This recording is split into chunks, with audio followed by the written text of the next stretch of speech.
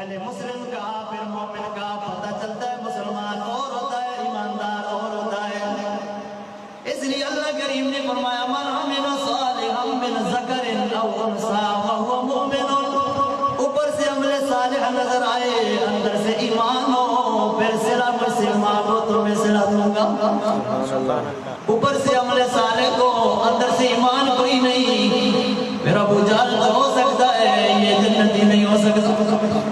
60 حج کرنے والا عمل صالح تو موجود ہے لیکن اندر ایمان موجود نہیں تھا. نبی پاک کو اللہ کا پیغمبر نہیں مانتا تھا.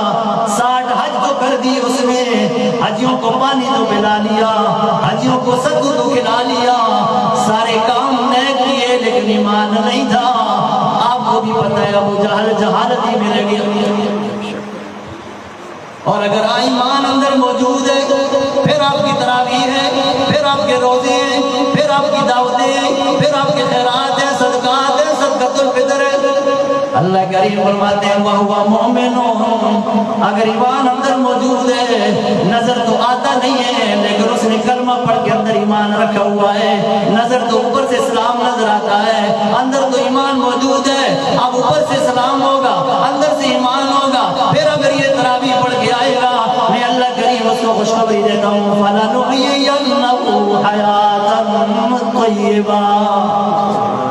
ایسی ستھری زندگی دوں گا اس پہ موت کوئی نہیں, اس پہ بیماری کوئی نہیں, اس پہ زوال کوئی نہیں.